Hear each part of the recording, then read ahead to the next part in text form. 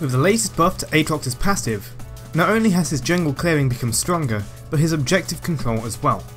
With such strong bonuses from his passive that feed into his free hit heal on Bloodlust, Aatrox is able to solo Dragon at a variety of levels early on, solo the Rift Herald as soon as it spawns, and even cheese a solo Baron at 20 minutes. The rather standard early Dragon is a simple level 3 clear from blue buff to the wolves to the red buff, and maintaining the Hellbent buff between each camp. So this means dragging blue buff closer to the wolves, using Q to jump to them quickly, and doing the same between red buff and then the dragon. Dragging the red closer, then hitting the dragon with E or Q to maintain the attack speed and base AD steroid. In order to make these dragons a sure, foolproof thing, it's important to save your smite for the dragon, by which time you'll be able to smite it twice, meaning more health for you to maintain blood price, that's the damage mode on W, and clear it faster. Buying free health potions and starting to chug them down when you reach the dragon is just as important, as having decent HP will mean that you aren't completely vulnerable if the enemy jungler happens to spot you. After clearing it, you can return to jungling or recall. On the opposite side, you can either clear red buff to wolves to blue then dragon, or just blue to wolves to grump then dragon. You can maintain your Hellbent steroid between blue wolves and grump, but you may not be able to drag the blue close enough to maintain the steroid and dragon. Aatrox can also claim the dragon at level 2 just as the dragon spawns. This means 2 monster camps, then leaping over to the dragon pit, trying to keep Hellbent up as you go in, and using 2 smites and 3 potions. On blue side, starting red buff, then taking raptors, dragging over a final melee raptor and waiting for the dragon to spawn before killing it, and keeping Hellbent as you jump over to the dragon with Q. If you go too quickly, the dragon won't even have spawned yet and you have to charge your passive up from 0 rather slowly. Killing the dragon will net you level 3, where you can return to your jungle or recall. I would not recommend doing this on red side, since the grump is not nearly close enough to maintain Hellbent for the dragon fight, and you're better off going for the more versatile level 3 or level 4 dragon.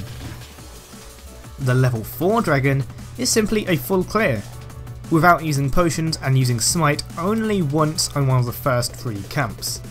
Then jumping over to dragon, preferably with Hellbent already charged. It is the slowest dragon, but the most versatile, and even if the enemy jungler interrupts you, you won't lose much by aborting dragon since you've already done a healthy amount of farming rather quickly. For the current Rift Herald, you need little more than level 6, which is easily achievable by 10 minutes, and some amount of attack speed. Bloodraiser is preferred, but as little as 2 dags will do. Donate the buff to your top laner, or if you plan on being quite active, you may take it yourself. The solo Baron is very much a cheese and requires at least level 11, Bloodraiser or Blade Rune King, Quints' Rage Blade, and Ninja Tabby or Spirit Visage. Any extra health, damage or attack speed items will make this process easier and possibly faster. Rage Blade allows you to heal every 2 attacks rather than every 3, massively increasing heal rate.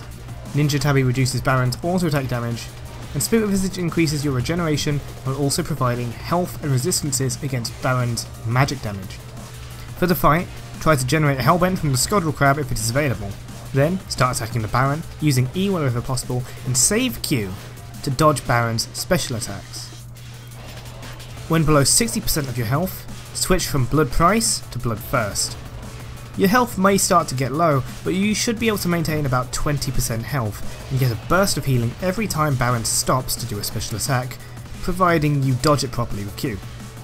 If successful, the early Baron can give your team a massive lead if played with properly. This is probably not worth it if your team does not know how to use a Baron buff this early on, or if your team is dead or dying. It is an easy trick to pull off when ahead to assist in closing a game quickly. And that's Aatrox's insane objective control.